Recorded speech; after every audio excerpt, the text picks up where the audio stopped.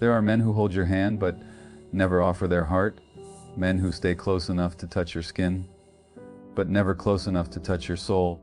You love them, you chase them, you break for them, and yet you tell yourself this is love.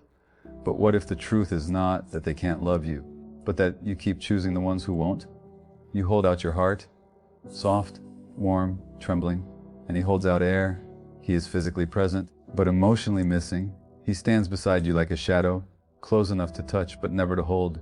You try harder, you speak softer, you love deeper, but the distance never decreases, because you are trying to meet a man who never truly arrives. And the question you carry like a stone in your chest is this: why do I choose someone who cannot love me back? Not just once, but again and again. You assume it is weakness, but it is memory. We are drawn to the unloving, the unavailable, the emotionally unreachable, not because their absence feels right, but because it feels familiar. Somewhere in your past, love may have required effort. Maybe affection came in ration doses. Maybe approval was earned, not given. Maybe the first hands you reached for were too busy, too broken, too distant. And so now you mistake resistance for value. You believe that if you can succeed where love once failed, you will finally prove you are worthy. But hear this truth gently: the love you are chasing is not his. It is the love you never received before him. There was once a woman who loved a man who lived behind a wall. The bricks were thick, cold, ancient, built from things he never spoke about. She knocked with kindness. She whispered with patience. She offered her heart like an open door. He would sometimes peek through a crack, just enough hope to keep her waiting, but never enough presence to make her stay whole. One day she stopped knocking, not in anger, but in awakening. She realized she deserved someone who does not need tearing down, just to let love in. And as she walked away, the wall did not crumble, but she did not need it to, because she finally chose a home without walls. Where love meets absence, there is a strange ache, a longing that feels like hunger and memory intertwined. You meet a man who stands beside you, but is somehow far away, as if an invisible wall lives between his heart and yours. You try to speak to him, and he hears you, but he doesn't feel you. You try to love him, and he receives the gesture, but not the depth. He is like a window you can see through, but never walk through, a door that looks open until you reach it and find it locked from the inside. An emotionally unreachable man is not cold without reason. His distance is a story, one carved long before you arrived. Maybe somewhere in his past, love meant danger. Maybe vulnerability was met with silence, or pain, or abandonment. When love felt unsafe, he learned to close, to shut, to disappear behind calm eyes and quiet words. His detachment is not a lack of feeling. It is a defense against feeling too much. The refusal to connect is not always rejection. Sometimes it is survival. You sense the wound even when he never speaks of it. Something in you leans toward him with compassion, hoping your warmth can melt what life once froze. You believe if you love him enough, he might finally unlock himself, step out of hiding, choose you with his whole chest. But love does not always heal on command. Some hearts wrapped in armor cannot feel you until they feel themselves. And yet you stay, because his absence triggers something familiar, an echo of once wanting closeness you could not quite reach. You feel drawn not to the man himself, but to the hope of fixing what went unfinished in your past. It is not his silence that hurts the most. It is how much of yourself you lose trying to fill it. To understand the unreachable man is to see beneath the surface, to recognize that he is not mystery for the sake of allure, but a child still protecting what once broke him. You cannot force open a heart that is still barricaded against its own pain. Sometimes the bravest thing you can do is step back from the wall, not to punish him, but to finally choose a love that meets you where you stand. Ones you don't see are often the ones you feel the most. They live not on the skin, but beneath it. Quiet, subtle, almost invisible to the world, yet loud enough to echo through every choice you make in love. You wake up with them. You carry them into conversations, into memories, into the way your body tightens when someone gets too close. They appear in the pauses before you speak, in the way you apologize for needing affection, in the way you convince yourself to settle for half love because full love feels unfamiliar, almost undeserved. These wounds are not dramatic. They don't bleed. They don't scar where anyone can point and say there. That's where it hurt you. Instead, they whisper, they question. They follow you into relationships like ghosts from a story you never finished reading. Maybe your wound was formed the day you needed comfort and received indifference. Maybe it was the moment you reached for warmth and found cold hands. Maybe you learned early that love comes slowly, conditionally, or not at all. And so now, at the distance of an emotionally detached man feels strangely familiar, like returning to an old room where the furniture hasn't moved for years. You don't see these wounds in the mirror, but you feel them when you forgive too quickly, when you wait too long, when you accept crumbs hoping one day they might become a feast. You feel them when silence feels like a test you're determined to pass. You feel them when your heart says stay and your soul whispers this isn't love, it's memory. You feel them when you shrink yourself to fit into a space never built for you, when you choose someone who cannot choose you back. These invisible wounds shape the way you love not because you are weak, but because you are wounded in ways you haven't yet named.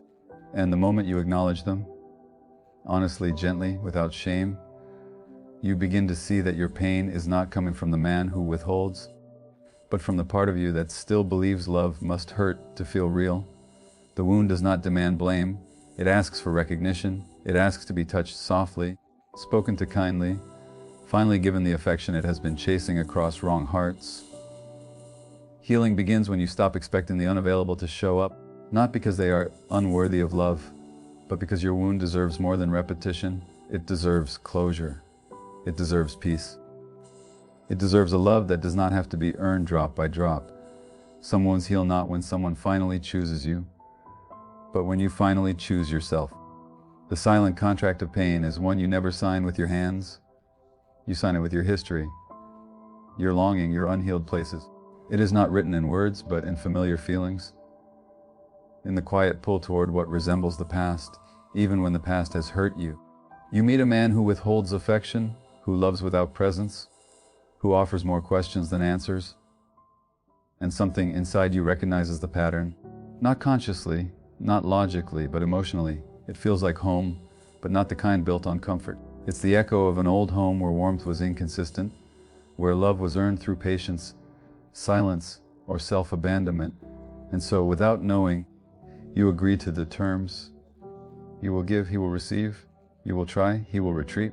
You will feel responsible for the distance between you. It is a contract signed in yearning, not for him, but for repair.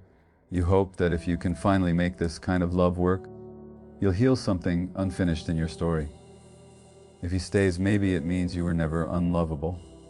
If he opens up, maybe it means you were finally enough. The pain becomes proof, a twisted reassurance that you are trying hard, loving deeply, enduring strongly. But love built on endurance is not love. It is survival rehearsed over and over again. Why do you sign this contract? Because the human heart gravitates not toward what is good for it, but toward what is known. Familiar pain feels safer than unfamiliar tenderness. Being chosen feels foreign. Chasing feels natural, so you stay. You wait. You sacrifice. You tell yourself the story that love requires patience, even when patience is slowly hollowing you out.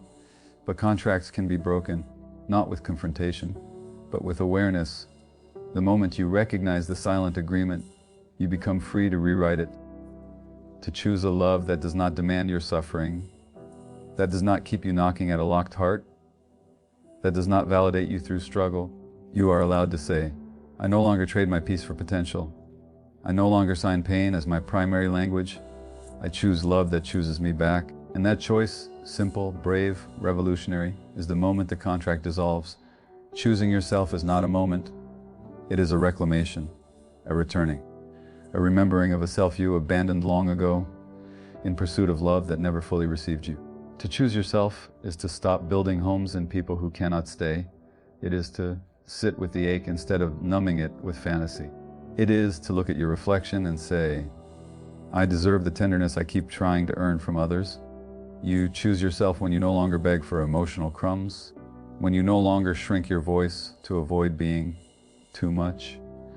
When you stop chasing someone who makes you question your worth, it begins quietly, not in a dramatic exit, not in slammed doors or tear-stained goodbyes, but in the internal shift where you finally believe you are worthy of reciprocity. Choosing yourself means listening to the discomfort you've ignored, the intuition you silenced, the boundaries you softened just to keep someone close. It means letting the truth hurt you once, instead of letting denial hurt you again and again. There will be grief. There will be moments where loneliness wraps around you like cold air, and you might want to return to what is familiar, even if the familiar is a cage with the door wide open. But choosing yourself requires courage. The courage to walk out of a room where love is an echo instead of a voice. The courage to believe that you deserve more than the bare minimum. The courage to hold your own hand through the nights you used to hold his. You choose yourself not by finding someone new, but by becoming someone you no longer abandon. You choose yourself when you heal the parts of you that said, love must be earned through struggle. You choose yourself when you understand that real love will not make you doubt your value. It will reflect it. Self-love is not loud or grand at first. It begins as small acts of self-respect, leaving unanswered when the breadcrumb texts return, resting instead of proving, saying no without apology, saying yes only to what nourishes your spirit. And slowly, as the wound closes, as you stop reaching for hands that drop yours, you meet yourself again, whole, soft enough, not because someone finally chose you, but because you finally did. When you choose yourself, you stop seeking rescue. You become the one who saves you.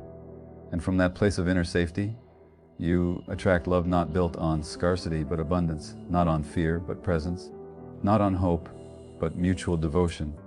The moment you choose yourself is the moment your heart comes home. If you keep choosing emotionally detached men, look inward, not outward, not to blame yourself, but to finally understand yourself. You are not broken for wanting love. You are not foolish for trying to heal someone with your presence. You are human, beautifully, painfully human. But love is not earned through suffering. Affection is not proof of endurance. You do not have to bleed to feel worthy. The heart you are trying to save is your own. And when you rise, when you choose presence over potential, you will meet a love that does not run, does not hide, does not vanish. A love that stays. Choose the arms that open. Choose the heart that receives. Choose the love you deserve from the very beginning, your own.